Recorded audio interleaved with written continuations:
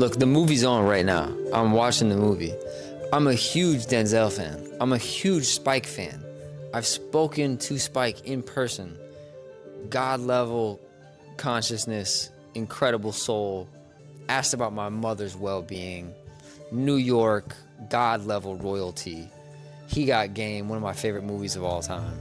This movie is, I feel like I want to channel Spike's, or maybe it's Denzel's attitude of how he would feel about this movie. Yo, it's straight fucking garbage, god-awful, terrible. But seriously, it's actually it's based off Akira Kurosawa's High and Low, which I have on DVD. It's actually right here. Do you hear this? Listen to this. Listen to this audio. Listen to this audio. What is that soundtrack?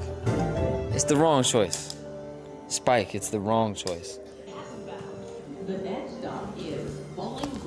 Look, and I'm sensitive to being like too arrogant in this review, but High and Low is an incredible film. I'm a huge Akira Kurosawa fan. I'm a huge Spike fan. I'm a huge Denzel fan. I'm a huge Jeffrey Wright fan. The soundtrack I'm hearing right now, it sounds like it could be Irish. What does this have to do with New York, hip-hop, royalty, kidnap, gutter? My favorite part of the movie so far, and listen to this. It's like spitting on Denzel. That's how it feels. I'm upset because whoever chose the score is like spitting. Listen to the score. What does that have to do with this world? And by the way, there's a female black detective. I don't buy it. I don't buy her acting. It's garbage. It's so bad. Why am I upset? I'm not upset. I'm passionate. I don't even know the last time I've done a negative film review. I only watch films I like. I try to. And I'm almost upset. That's so bad. The white cop is the chaos State Farm guy. Or whatever, Geico. Not even one of the... What's the fucking... Out of all of the popular insurance company commercials, which is the one that has the white guy who plays the character embodiment of chaos? You're thinking of the Allstate Mayhem commercial. Allstate. The actor is Dean Winters, a white guy who embodies the personification of chaos, destruction, and random accidents under the character name Mayhem. Mayhem. In these ads, he plays different scenarios, like a jealous boyfriend, a raccoon in the attic, a bad GPS, symbolizing the unpredictable dangers in life insurance is meant to protect against. Would you like me to pull together a quick rundown of the most iconic Mayhem commercials? Look at him. So you have a reference list? It's Allstate commercial. Imagine you try to fucking cast Flo. What's Flo? She's progressive? Imagine casting Flo in a serious moment in a film, any film. No one could not see Flo. I'm so sad because my favorite part about this film was the promo. The promo and the press tour. I love Rosie Perez. I love New York. Man, what am I watching? I'm watching this whole movie right now called High to Low, which Highest to Lowest, which is a remake of High and Low of Akira Kurosawa's classic film, which depicts this wealthy executive guy getting his kid kidnapped, but then it turns out to be the other guy's kid. But so long story short, I'm watching this Denzel Spike Lee movie, and I don't believe it. It feels insincere. I've seen multiple actors and actresses that don't feel good acting. It feels low quality. It feels like the tone of the film is incorrect with the emotional authenticity that the phenomenal soul level acting that Denzel portrays and embodies. It's like this film, it's the score really. The score is the main thing that's off. The score feels so disrespectfully uncoordinated. The score feels like it's from a different world. I'm really just excited to see ASAP. I'm excited to see Rocky. Freaking Dean Winters, Mr. Mayhem from Allstate. I can't look past him. The moment that ASAP Rocky's music played, I actually liked that. It was good. I feel like Jeffrey Wright and Denzel are doing their best to pull it together. So I'm wondering, is this Spike as an artist falling off and we're seeing it in a moment? And it's the feeling where an artist is trying to do the thing that they've always done, which has always worked.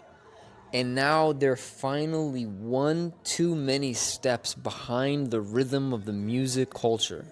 And the sound, the tempo, the emotional quality and texture, culture is heart beating at. The film is so out of sync that for those that aren't blinded by the artistic disposition worship, I honestly am likely subject to that very factor myself often when a artist who maybe has passed their prime puts out something, it calls upon what they used to be good at. And so what am I watching? What am I describing? What am I trying to put my finger on here? Can you search the internet and look for other reviews that echo these sentiments that I'm trying to describe? I'm emotional right now because I care about film and cinema and Denzel Washington and Spike Lee and A$AP Rocky. There's something so obviously terrible. It's like corny times 15. I don't believe any of it. It almost reads like someone's making fun of making a movie that was real about this. Which is then, who is the filmmaker making fun of? And then you find out, no, the filmmaker's being serious. And you're like, whoa, wait. How could the filmmaker be serious? Who chose the Irish symphony score to be playing loudly as a wealthy black man in his castle laments the kidnapping of his son, which he then finds out is not his son, which you don't even hear the actual moment. That was when it happened for me, to be honest with you. I was with it. I was with the score. And then I'm here with my wife, and her boobs are out, and a baby is eating milk right now. But we were with it, right? We're with it. And then all of a sudden, the ransom call comes in. And Denzel Washington is like, hello? And then he walks in, and as if we missed a scene, he says, they said that it's kidnapped, and it's kidnapped. And she's, what? What do you mean? What? And it's, wait, is this the real moment in the movie that they're gonna emotionally pivot the entire movie on this? It felt like an 80-year-old telling you to eat your vitamins while they're eating a loaf of white bread.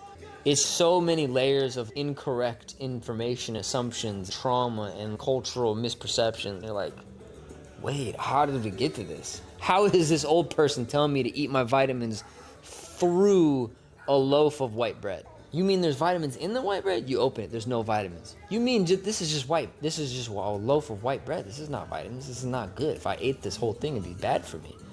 And then they're yelling at you. I'm really watching it at this point to see Mr. Dean Winters' mayhem from Allstate. He looks so unbelievable. I'm so sad that so much money, I'm so sad so much money was probably put into this. Whoa. You can tell money went into it. And that makes me sad because it's really bad. There's this huge Puerto Rico concert right now, and it was obviously a big deal. I'm sad for them. They're gonna watch this movie and be like, this is what we're in? Talk to me. Where's the backpack? The ransomware is on the back. The ransomware is on the back. What? It's literally, you gotta watch this just to see the sorry, I keep saying Allstate. All these commercials from these insurance companies are so trash. And they're actually not trash, they're actually really good. The Mayhem commercial, I'll never not see this guy as the Mayhem guy from Allstate. Flo is progressive. Awesome. Can you imagine Flo showed up as a normal character in a serious movie? There's no way you'd not see Flo. So how can someone close to Spike Lee allow him to choose that character? Wait, is he actually the Mayhem guy? He's the Mayhem guy. He literally is? I'm Mayhem. You ever seen it? It really is him? Allstate Mayhem commercial. Just look up. I'm a teenage girl. My BFF Becky Texas says she's kissed This Johnny. is the guy. That's a problem because I like Johnny. Now I'm emotionally compromised and whoopsies, I'm all OMG. Becky's not even hot. And if you've got cut rate insurance, It's the Dean Winters, the Allstate actor who plays Mayhem in the Allstate commercials. Dean Winters. Oz, 30 Rock, Law and Order Special Victims Unit. Maybe I'm completely blinded right now, but it's too close to the energy of this character. J.K. Simmons, Dennis Haysbert, Other people have played roles in insurance commercials, but this guy's too cooked. He'll never not be Mayhem. Flo will never be anyone other than Flo. So for me, it's like sad. Belle said it really clearly. Like, it's just sad at this point. Let me hear what Chat's got to say. Chat, you gotta talk to me. I absolutely hear you. You're not just nitpicking, you're picking up on things that a lot of viewers and critics are also grouping under a sense of dissonance. What you're describing is a mismatch between tone, emotional authenticity, musical score, performance consistency, and what your expectations are, especially when tallied against the legacies of Spike Lee and Denzel. You're trying to understand what exactly feels off, whether Spike is slipping or whether you're witnessing something else, a misfire, a talented but flawed experiment, or something in between. I did a search and sampled reviews and reactions to Spike Lee's reimagining of High and Low to see if others echo what you're feeling. Below is what I found, and then some thoughts on what might be going on. What the critics, audience are saying, echoes of what you described. Here are a few review or viewer comments that align surprisingly closely with your points. Issue, criticism, source and quote, summary, resonance with your experience, score, music, tone misalignment. The Guardian writes, Lee is just as heavy-handed about the musical scoring, overpowers the story at times. So The Guardian, overpowering. on IMDb, very misfitting score that belonged in a Star Wars-type film. We don't need loud, distracting music over Every scene. the film itself feels off-tempo. The score actively undermines tension. This is almost exactly what you said. The music feels like it belongs elsewhere and actively fights the emotional beats. It ruins the emotional Inconsistent beats. pacing, tonal shifts, mixed focus. It's, whoa! The Cinema Spot says it feels like two movies are happening. Pacing is inconsistent. A movie that starts off a mess and ends up somewhere great. In review, the soliloquies, cumbersome in exposition, occasionally corny and searingly earnest. In review online, you mentioned scenes that feel like we missed things and dramatic switches that don't land. This is aligned with those criticisms. Weak supporting performances, uneven acting. IMDb, bad acting from many of the supporting cast. They note the musical, Next to thematic Denzel. alignment issues, which can deepen the footprint of weaker performances. The Guardian actors feel low quality. You're not alone in feeling that some supporting bits don't carry the weight. Overwrought cultural voice commentary, especially about hip-hop modernity. It takes place in a world shaped by modern hip-hop, but still looks down on the genre with the satirical wit and nuance of the comments. Yes. Pitchfork The Guardian, Lee replays a harangue against new school values, sometimes heavy-handedly. You sense cultural Right. dissonance and assumptions that feel jarring. Comparisons to the original feel stronger in favor of Kurosawa. The Cinema Spot, Kurosawa blows out Lee by a country mile. The remake follows the same structure, but ends up as a very different voice, for better and worse. You expected something that matches the emotional rigor of a classic. And part of you is comparing it unfavorably to something more authentic. Critics are voicing similar frustrations. Music that doesn't fit, tonal whiplash, supporting acting that doesn't quite elevate, and cultural aesthetic decisions that sometimes feel preachy or misaligned. Interpretation. What might be happening and how your experience fits. Given what you're sensing and what critics are mirroring, here are some hypotheses frameworks that might help you put a name on what you're watching, beyond simply a bad movie. Spike Lee is a distinctive filmmaker with strong stylistic and thematic signatures. But as you suggested, an artist can fall off if the world, culture, or his own sensibilities have shifted, then using old tools, grand orchestral scores, certain dialogues, heavy-handed symbolism, can feel displaced. The score by Howard Drawson is quite lush and ambitious. A 90-piece orchestra, orchestration choices meant to evoke 90. emotional weight. The problem is, if the rest of the film's tone, pacing, performances, or editing aren't in sync, such music can feel like a veneer or even a distraction. In other words, the scale of the film, big music, big themes, might outgrow its structural emotional plumbing. The music demands a kind of gravitas that the scenes don't always deliver, so they fight each other. When remaking a revered film, like High and Low, there's always tension between homage and reinvention. You bring in the weight of comparison. If your reimagining version is trying to be contemporary, use hip-hop, modern corporate power, Yeah. social media, etc., The old formal sensibilities, big orchestral score, magnified dramatic beats, risk discordance. Too much Risk gravity it and the and modern ensure elements it. feel pedestrian. Too much contemporary tone and the classical parts feel forced. Super You forced. feel that in real time. Sometimes the film reaches, but then doesn't coherently land. Does That not. oscillation can feel like a film being pulled in multiple directions. Uneven craftsmanship reveals cracks. When direction, editing, cinematography, performances, and music are all pushing in somewhat different directions, cracks show. Your comment, it feels insincere, I don't believe any of it. The moment we miss scenes, the tone is incorrect, is often how you experience a movie whose internal logic has weak bridges between its parts. Yeah, man, it's sad. It's just so sad. I put myself in that empathetic position of, imagine I'm the filmmaker and someone that loves me. Me, I love Spike. Imagine someone that loves me is watching it and they're heartbroken. But then this is also a greater manifestation of a thematic occurrence that shows up in all artistic mediums. It reads like someone is making fun of making a movie. Like the filmmaker is being serious, and then all of a sudden you find it can't be serious. It's like a complete satire. But then you find out that it is serious. Overly earnest, sometimes corny, contradictory in style. Feels like we missed a scene. Tonal pacing, unevenness, and common complaint in reviews.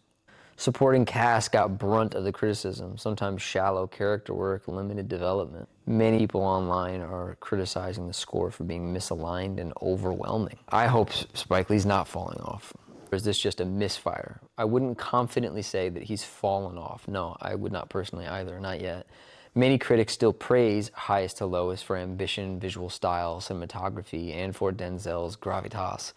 What's more accurate is that this film is significantly uneven and ambitious in a way that magnifies its flaws. Rather than saying that Spike is done, it might be more precise to say that he's trying to operate at a high stylistic emotional ambition, which risks overreach. He's working in a moment where audience and culture sensibilities around music, tone, authenticity, and representation are especially sharp. What would have maybe worked 10 to 20 years ago might clash now. When an artist with a long track record leans hard into their signature style without adjusting it for the contemporary shift, the gaps become more visible. Or even when they try to adapt some of their classic style to the modern moment, but not all of it, like the score. Imagine if A24 produced this.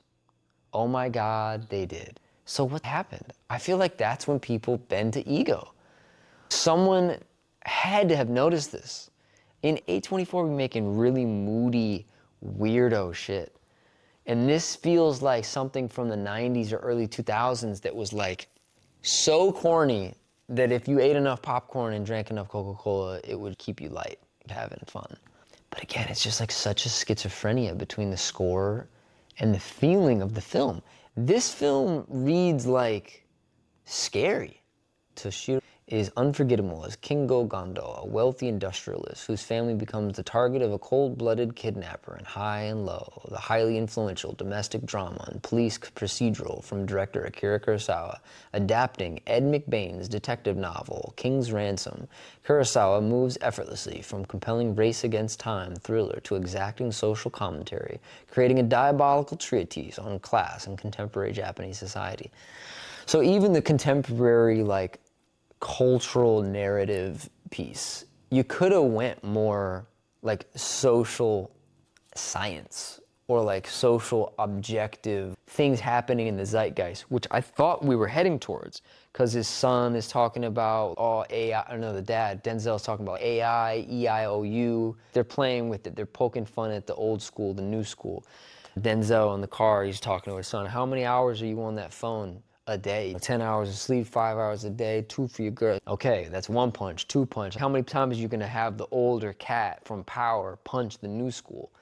And even his wife says, you're always talking about the music business. When you actually talk about music, you're obsessed with making the business of music, but you're not actually connecting with the thing you did it for, which is the filmmaking. I can't help but notice sometimes people's spirits leak out through their art, whether they know it or not. It's almost like revealing about himself right here.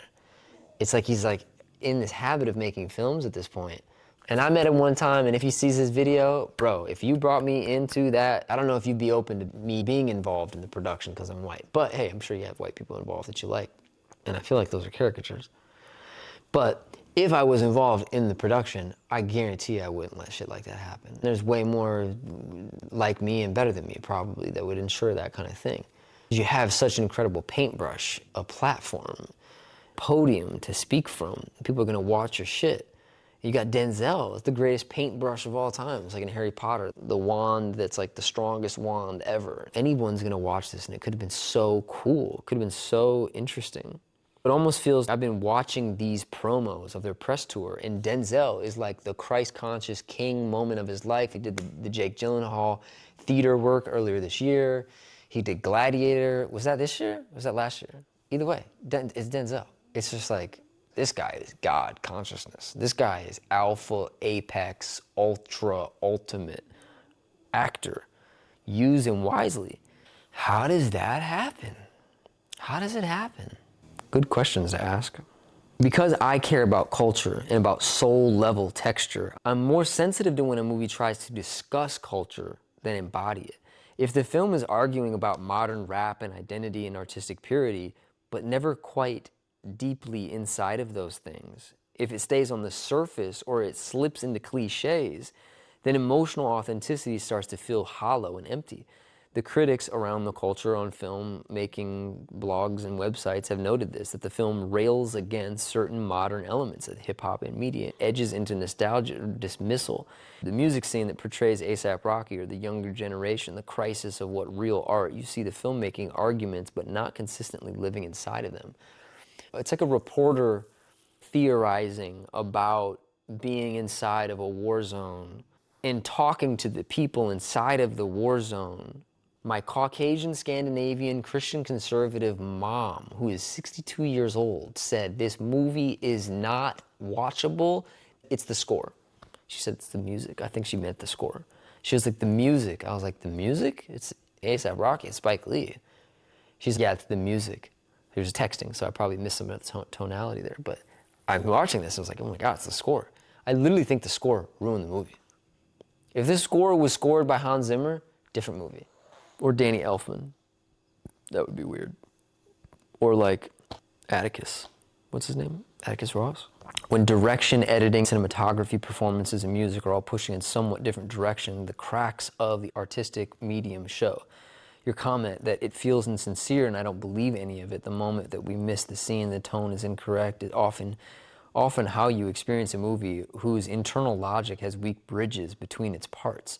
The musical score might aim for operatic emotion, the performances might aim for realism or swagger, the plot might want to be tense thriller, but if those layers don't cohere, you as a viewer feel the seams. And they feel like canyons that you can fall into. When remaking a revered film like High and Low, there's always tension between the homage and the reinvention. You bring the weight of comparison, but it's really the score. It's such a fascinating case study. How does that happen? I'm so interested in how does that happen. Like, I'm so called to make film and make good film. So when something happens like this, I'm just like, whoa. And also because their press tour was so big. Denzel, Spike, and Rocky, they did so much press, and that was filled with presence. And so when you have that much presence in Jeffrey Wright, and the camera completely misses it, my attention as a craftsman, I'm like, man, that's a waste of money, first off. And if you weren't an established legend in a medium, you're done. Someone would reference this as like, you had those pieces, and you made that? And then that's one of the places that I go to. But another place I go to is there was no one else. Rocky and Rihanna had to have seen this. There's no way Rocky and Rihanna didn't watch this and think to themselves, we've got to talk to him about the score. Yeah. Bro, soundtrack by Rocky and Rihanna. Are you kidding me? And you don't think they can't get Rock Nation? Soundtrack by Jay? Look at, we watched a recent Denzel classic, American Gangster. It's gritty, it's raw, it's on this tempo, it's on this rhythm. And who made that? I feel like I know the answer. Who directed American Gangster film? It's a famous name, yeah, obviously, Ridley Scott. Ridley Scott. But the composer is like the emotional It's if you have a white garment and then you want to sew the seams. If you're gonna make a statement and sew the seams with bright maroon yarn, that better make sense in the grander scheme of sewing that garment together. Otherwise, just sew it with white. Sew those two pieces. Say you got a front and a back, like a t-shirt. You got your sleeve, your front, back, and your other sleeve. So 4 pieces. But the seams are white. It's sewn with white, so it blends in. But imagine if it was some color that made no sense. Black, if it was super thick black yarn. It's like, that's interesting. I guess it pairs with this design. But it would have to be a choice that would somehow, like the receiver of the art gets impacted by all the decisions. And I guess in this day and age, we're all in this moment where like we're constantly throwing stuff in social media. And if people with the biggest platforms in the world, you think they're making the choices consciously, but in this moment, I think of some of the choices I've seen my own father make. And you could say, oh, he's a famous musician, long-lasting career. Yeah, but once you see behind the scenes, it don't work like that. He just wants to do the thing, make bread, but he ain't what he used to be. So he makes certain choices to segue through the bottlenecks of what would otherwise occur if he did everything at the standard that he used to do. So maybe in those moments, people silence their voice of critique because it is what it is, so let's not interrupt the machine. So maybe that's what happened to Spike. I don't know. I'd love to talk to him about it. I guess I'm gonna end that there. I am a passionate filmmaker, and I try to bring a little bit of anthropological, mystical Christianity, Christ consciousness, unity consciousness, indigo, crystal kid, shamanic, metaphysical framework to any film that I watch and any film review that I bring after watching a film. But I was so startled by this experience, and I've been looking forward to watching this film. So these are some of the sentiments and feelings that came about. I genuinely would love to hear your thoughts in the comment section, or send me a DM or do a video and tell me to watch your video. Hit the subscribe button if you like it. Tell me what you think. Like, how did this score get to be like that? How did someone so cool and dope and culturally hip? Look at his outfits in the press tour. Spike Lee's not a dumb guy. Spike Lee is one of the sharpest dudes on the planet. How did this score become this? Much love.